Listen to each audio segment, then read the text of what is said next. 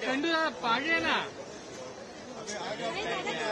अरे खंडू दादा यार, खंडू दादा लाईट येते, लाईट येते खंडू दादा यार, खंडू दादा लाईट येते. अरे दादा इथे ये ना यार, भेटतच नाही विश्वास.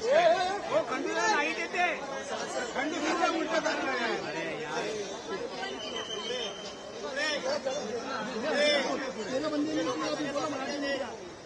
अरे यार मागे हो ना, मागे हो ना. अरे मागे हो ना यार.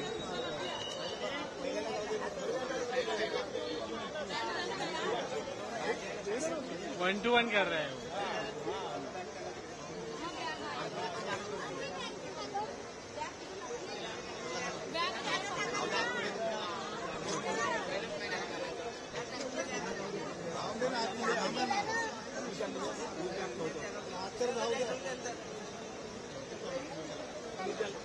काय दिसत नाही आणि त्यांची ऑपोजिट लाईट आहे.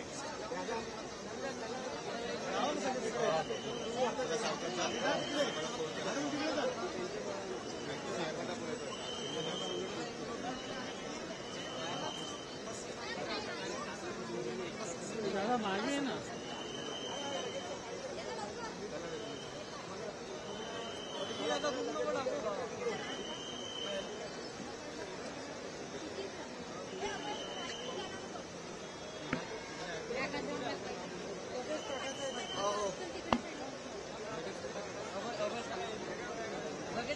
तिकडून घ्या, तिकडून घ्या.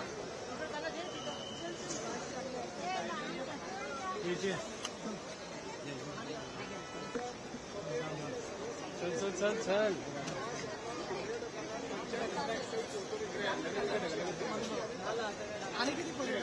अरे थांब. अरे अरे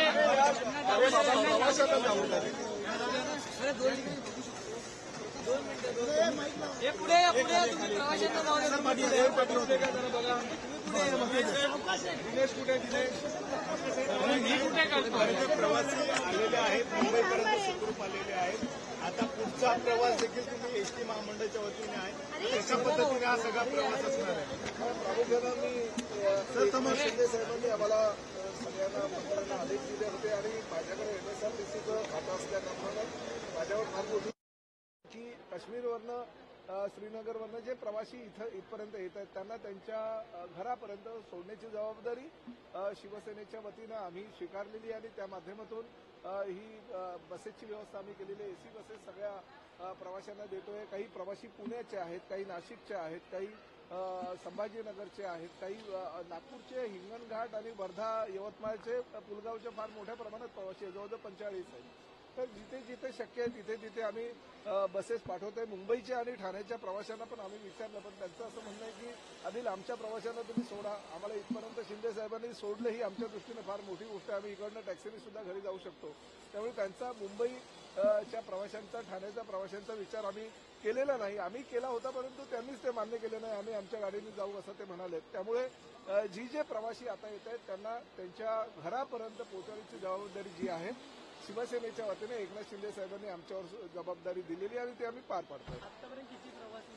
साधारणतः 270 ते 280 प्रवासी आलेले आहेत. काही प्रवासी स्वतःहून जात आहेत, त्यांच्या मुंबईमध्येच ते आणि ठाण्यामध्येच राहत असल्या कारणानं त्यांच्या आमच्याकडे काही काउंट नाहीये, परंतु लांबच्या प्रवाशांचं काउंट आहे. त्यानुसार जवळजवळ 260 ते 270 प्रवासी होतील.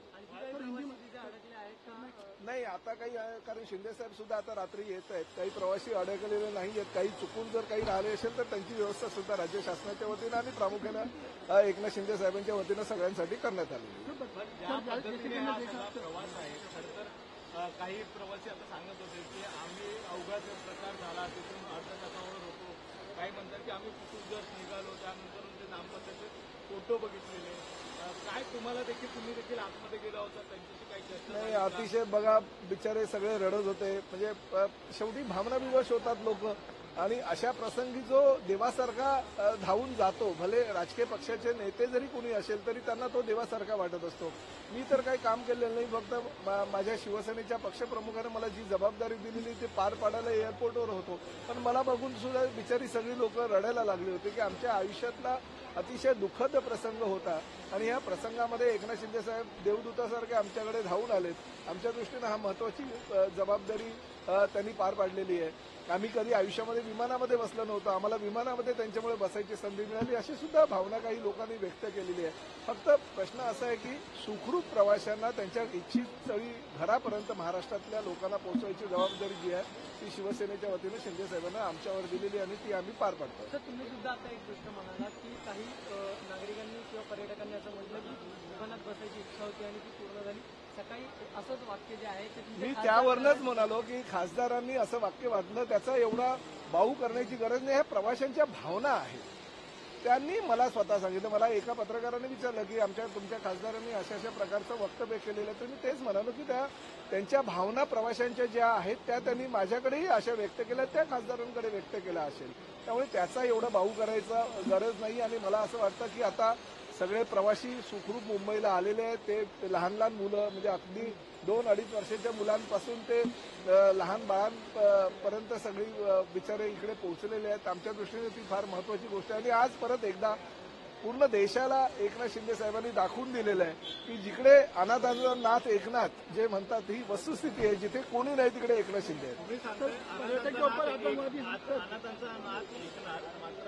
राज्य सरकार तुम्ही सरकारमध्ये आहात, सरकारमध्ये श्रेयवाद सध्या सुरू आहे असं म्हणायचं का? आणि हे मला असं वाटतं अशा गोष्टीमध्ये जर श्रेय असेल घेण्याची धडपड कुणी करत असेल तर ते काही चुकीचं आहे असं मला वाटत नाही.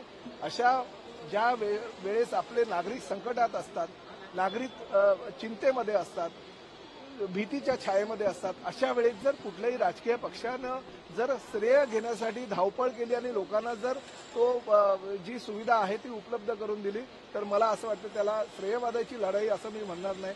राजकीय पक्षाचे नेते जरी आम्ही असलो तरी आमच्याही काही भावना आहेत, आमचेही काही कुटुंबाचे वैयक्तिक विचार असतात आणि अशा माध्यमातून आम्हाला असं वाटतं की आमच्या कुटुंबियांच्या पाठीमागे आम्ही आता अशा वेळेस ठामपणे उभं राहिलेलो आहे.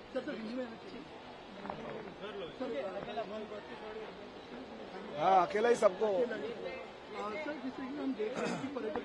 हे सगळे पोचले का आतमध्ये बघा, बाईट मध्ये मागे उभे राहून का काउंट करा जरा किती झालेत. हे अभिजित आहे. सर हमने देखा कि पर्यटकों पर आतंकी हमला हुआ, जिसके बाद सरकार ने अरेंजमेंट किया फ्लाइट का, अब आपने शिवनरी बस का भी किया है एज अ मिनिस्टर ट्रांसपोर्ट. क्या कहना चाहते हैं, कैसे देखते हैं आतंकवादी हमले? नहीं, मैं अपने आप को खुशनसीब समझता हूं कि मैं ऐसे जो परिस्थिति है उस परिस्थिति में मैं इन लोगों के काम आ सका. हमारे पार्टी के प्रमुख और राज्य के उप मुख्यमंत्री आदरणीय एकनाथ शिंदे जी 3 दिन से वहीं पे है और ऐसे भीषण परिस्थिति में वो हमारे महाराष्ट्र के लोगों के लिए एक देवदूत बन के खड़े हुए. और आज एमएसआरटीसी का यानी ट्रांसपोर्ट मिनिस्टर के हैसियत से मुझे उन्होंने जिम्मेदारी दी कि जो लोग श्रीनगर से हम यहाँ पे भेज रहे हैं उनको, चाहे वो पूना हो, नासिक हो, संभाजीनगर हो, वर्धा के कुछ लोग हैं, पुलगांव के हैं, यवतमाल के हैं, हिंगनघाट के हैं, नागपुर के कुछ लोग हैं, तो उनको उनके जगह पे पहुंचाने की जिम्मेदारी जो है उन्होंने हमारे ऊपर दी है और वो हमें जिम्मेदारी जो है हम पूरी करें. तो आज हम खुशनसीब इसलिए अपने आप को समझते हैं कि एकनाथ शिंदे साहब जैसे एक नेता हमारा वरिष्ठ है और वो ग्राउंड लेवल पे जाके लोगों की सेवा कर रहे हैं. लोग बहुत ही आनंदी है, बहुत खुश है कि हमें यहाँ तक आने को मिला है. सर कितने पर्यटक टोटल लौट के वापस अभी आए? करीबन 260 से 270 लोग अभी आ गए. दूसरा भी अभी फ्लाइट आ रहे हैं. शिंदे साहब भी रात को पहुंच रहे हैं. तो मेरे ख्याल से जितने भी महाराष्ट्र के पर्यटक अटके हुए थे वो अभी आ रहे हैं और कुछ अगर बचे रहेंगे उनकी भी जिम्मेदारी शिवसेना की पार्टी की ओर से एकनाथ शिंदे साहब ने ले ली है.